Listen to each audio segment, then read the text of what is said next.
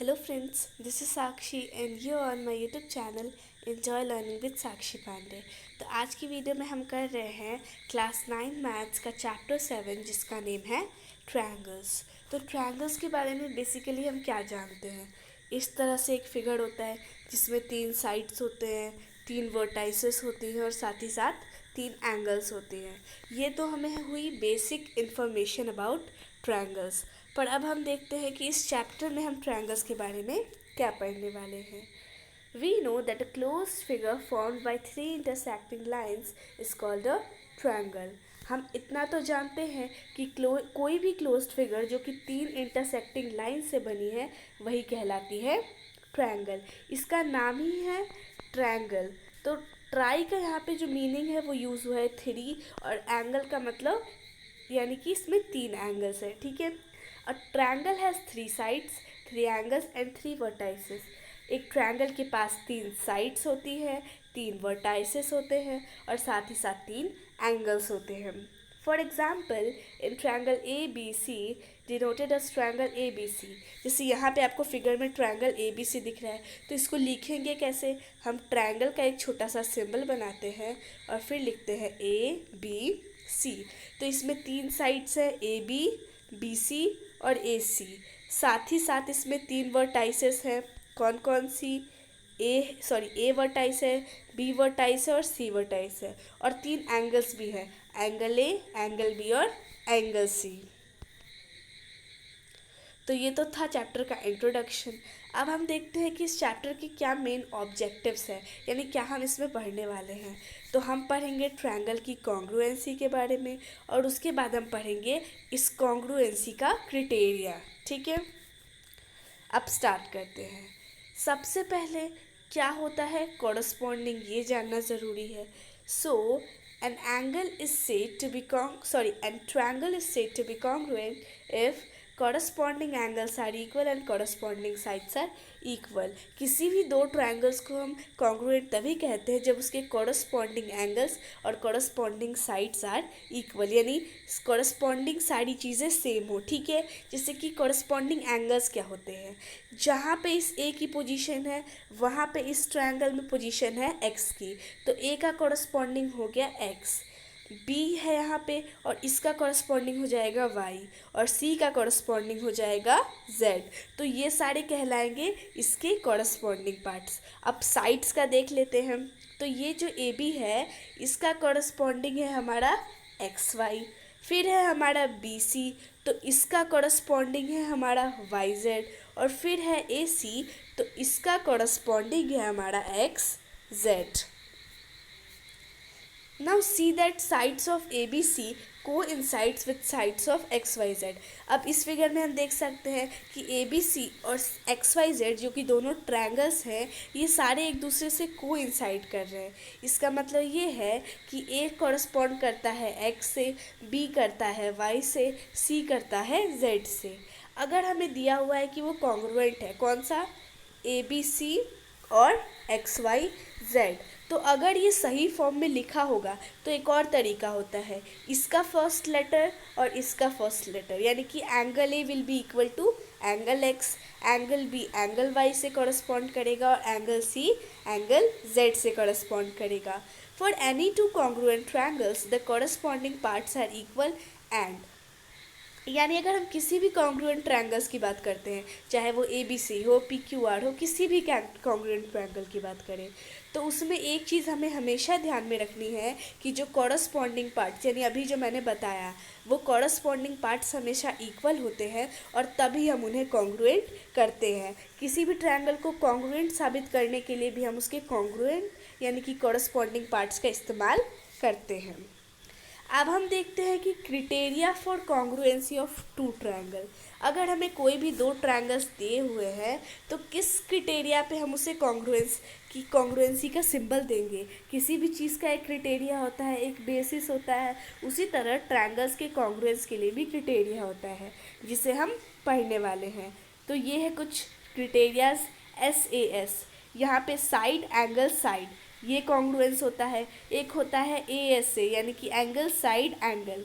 फिर होता है AAS कॉन्ग्रुएंस यानी जिसमें होता है एंगल एंगल साइड। फिर आता है एस एस एस जिसमें है साइड साइड साइड। तो अब आपको ये देख के इतना पता चल गया होगा कि ये जो एस एस होगा इसमें एक दो साइड्स और एक एंगल कॉरस्पॉन्ड करते होंगे, वो इक्वल होंगे। इसमें दो एंगल्स और एक साइड, इसमें भी दो एंगल्स एक साइड, और इसमें तीन साइड। ठीक है, तो इतना आपको समझ आ गया। अब हम इनके बारे में डिटेल में पढ़ते हैं। ठीक है, सबसे पहले आता है एस ए एस यानी कि साइड एंगल और साइड, यानी दो साइड्स और उनके बीच का एक एंगल। तो इसमें देखते हैं, तो एक है ए बी सी और एक है पी क्यू आर। तो अब हम देखते हैं कौन से दो साइड्स इक्वल है।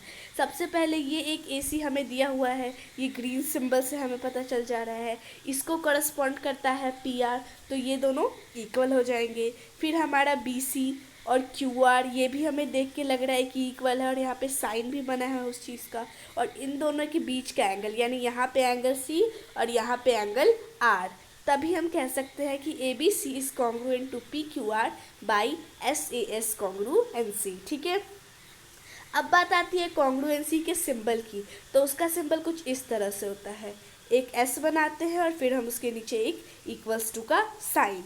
तो ये ए बी का कॉरस्पॉन्डिंग क्या हो जाएगा, पी क्यू। पर हमें अभी वो नहीं देखना है, अभी हमें सिर्फ जो फिगर में दिया है वही देखना है, जैसे कि ए सी का पी आर, बी सी का क्यू आर, और इन दोनों के बीच का एंगल यानी एंगल सी और एंगल आर। अब आते हैं हम ए एस ए कॉन्ग्रुएंस पे, यानी एंगल साइड एंगल, दो एंगल और उनके बीच का एक साइड।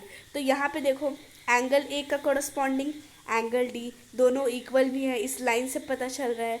फिर ये एंगल सी जो है इसको कॉरस्पॉन्ड करता है एंगल एफ, यहाँ पे भी सिंबल बना है, मतलब ये दोनों भी इक्वल है। और इनकी लाइन यानी कि ए सी और डी एफ ये भी इक्वल है, इसको भी सिंबलाइज कर देते हैं हम।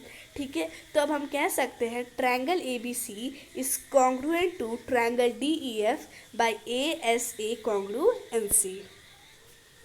अब आता है ए ए एस कॉन्ग्रुएंस। ठीक है, तो अब यहाँ पे भी दो ट्रायंगल्स है, ए बी सी और ये है पी क्यू आर। ठीक है, तो अब हम यहाँ पे देख सकते हैं कि यहाँ पे दो एंगल्स, एक ये एंगल और एक ये एंगल और ये एंगल, दो एंगल्स की बात की जा रही है और एक साइड, इसी वजह से ये कहलाएगा ए एस कॉन्ग्रुएंस। यानी जब भी हम दो एंगल्स और एक साइड से कॉन्ग्रुएंसी का क्राइटेरिया निकालते हैं तो वो कहलाता है ए एस कॉन्ग्रुएंस। अब आता है एस एस एस कॉन्ग्रुएंस, यानी साइड साइड साइड कॉन्ग्रुएंस। तो यहाँ पे दो ट्रायंगल्स है, एक है ए बी सी और एक है पी क्यू आर। तो यहाँ पे जो भी इक्वल है उनको अलग अलग कलर से दिखाया जा रहा है, जैसे ए सी के इक्वल है पी आर, बी सी के इक्वल है क्यू आर और पी क्यू के इक्वल है ए बी। तीन साइड्स इक्वल है, यानी इसको हम कह सकते हैं कि तीनों इक्वल है by S S S congruency. अब आता है आर एच एस कॉन्ग्रुएंसी। तो इसमें तीन चीज़ होती है, एक होता है राइट एंगल, हाइपोटेनियस और ये साइड, यानी कि ये राइट ट्रायंगल्स पे ही, सिर्फ राइट एंगल ट्रायंगल्स पे ही ये आता है ये रूल। जैसे यहाँ पे ए बी सी और डी ई एफ दोनों राइट एंगल ट्रायंगल हैं। तो अब सबसे पहले राइट एंगल की बात करते हैं, तो ये है हमारा राइट एंगल, तो ये भी 90 डिग्री का होगा और ये भी 90 डिग्री का होगा, यानी कि एक हमारा एंगल होगा। फिर आता है हाइपोटेनियस यानी कि लॉन्गेस्ट साइड, तो यहाँ पे ए सी और यहाँ पे डी एफ ये दोनों भी इक्वल हैं, कलर से पता चल जा रहा है। फिर आता है साइड, तो साइड के लिए हमने लिया है बी सी और ई एफ, यानी कि राइट एंगल, हाइपोटेनियस और साइड, तीन चीज़ें होती हैं जिनमें से एक एंगल होता है और दो साइड, तभी हम कहते हैं कि वो दो triangles R H S congruency से कॉन्ग्रुएंट है। अब आती है ट्रायंगल की प्रॉपर्टीज़, यानी क्या क्या प्रॉपर्टीज़ हैं जो ट्रायंगल फॉलो करता है। तो यहाँ पे फिगर में एक ट्रायंगल दिख रहा है ए बी सी, तो इसको हम लिखेंगे इस तरह से, triangle A B C. A triangle in which two sides are equal in length is called isosceles triangle, यानी एक ऐसा ट्रायंगल जिसमें दो साइड्स इक्वल होते हैं, यानी ट्रायंगल के जो ऊपर वाले दो साइड्स हैं वो इक्वल होंगे तो उस ट्रायंगल को कहते हैं आइसोसेलेस ट्रायंगल। तो यहाँ पे ए बी सी में ए बी और ए सी जो है वो इक्वल है, इसी वजह से ये एक आइसोसेलेस ट्रायंगल होगा। ठीक है, और आइसोसेलेस ट्रायंगल की एक खासियत होती है कि जो भी इक्वल साइड्स हैं उसके जो एंगल्स हैं वो भी आपस में इक्वल होंगे। जैसे ये ए बी और ए सी इक्वल है तो एंगल बी और एंगल सी भी आपस में इक्वल होते हैं। The sides opposite to equal angles are equal. अभी हमने पढ़ा कि जो साइड्स का एंगल्स होते हैं वो इक्वल होते हैं, साथ ही साथ जो इक्वल एंगल्स के साइड होते हैं वो भी उस ट्रायंगल में इक्वल होते हैं। जैसे कि एंगल बी और एंगल सी अगर इक्वल है तो A B will be equal to A C. ये हो गई आइसोसेलेस ट्रायंगल की एक और प्रॉपर्टी। अब हम देखते हैं इनइक्वालिटीज़ इन अ ट्रायंगल, यानी एक ट्रायंगल में इनइक्वालिटीज़ यानी क्या क्या अलग होता है। Theorem on inequalities in a triangle, यानी ट्रायंगल की इनइक्वालिटीज़ पे कौन कौन से थ्योरम हैं उन्हें देखेंगे। If two sides of a triangle are unequal the angle opposite to the longer side is larger और ग्रेटर। अगर कोई ट्रायंगल है और उसमें दो साइड्स अनइक्वल हैं तो जो सबसे लंबा साइड होगा वो भी अलग होगा।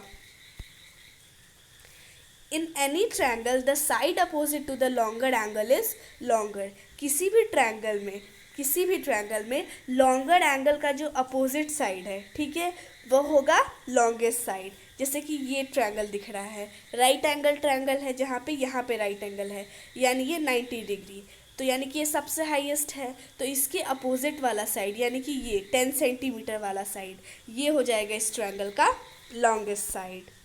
The sum of any two sides of a triangle is greater than third side. ये सबसे इम्पॉर्टेंट प्रॉपर्टी है कि अगर हम किसी भी दो साइड का सम करेंगे तो वो हमेशा थर्ड साइड से बड़ा होता है। अगर ऐसा नहीं होगा तो उस साइड्स के कोई भी ट्रायंगल्स नहीं बन सकते हैं। जैसे यहाँ पे देखते हैं 3 केसेस होंगे। एक में हम कर सकते हैं 9 + 8, 8 + 10 और साथ ही साथ 10 + 9। तो जब हम 9 + 8 करते हैं तो 17 आता है जो कि 10 से बड़ा है। 8 + 10 करते हैं तो 18 आता है जो कि 9 से बड़ा है। और अगर हम 10 + 9 करते हैं तो 19 आता है जो कि 8 से बड़ा है। यानी ये एक प्रॉपर्टी है कि थर्ड साइड जो होगा वो फर्स्ट और सेकेंड साइड के सम से कम होगा। In any triangle the side opposite to longer angle is longer. किसी भी ट्रायंगल में जो सबसे लंबा एंगल होगा उसका अपोजिट साइड सबसे लंबा होगा। जैसे यहाँ पे सबसे लंबा एंगल यहाँ पे है, इसके जस्ट अपोजिट में ये है, इसीलिए ये साइड हो जाएगी लॉन्गेस्ट साइड। अब यहाँ पे समरी दी है, देख लेते हैं। Two figures are congruent if they are of the same shape and size. दो फिगर्स को हम कॉन्ग्रुएंट तभी कहते हैं जब उनका शेप और साइज सेम हो।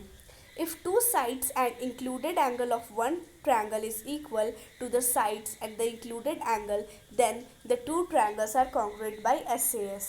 यानी इसमें SAS एंगल कॉन्ग्रुएंसी की डेफिनेशन दी गई है। अगर किसी भी दो ट्रायंगल में अगर हम कॉन्ग्रुएंट साबित कर रहे हैं दो साइड्स और एक एंगल की मदद से तो वो कहलाता है SAS कॉन्ग्रुएंसी।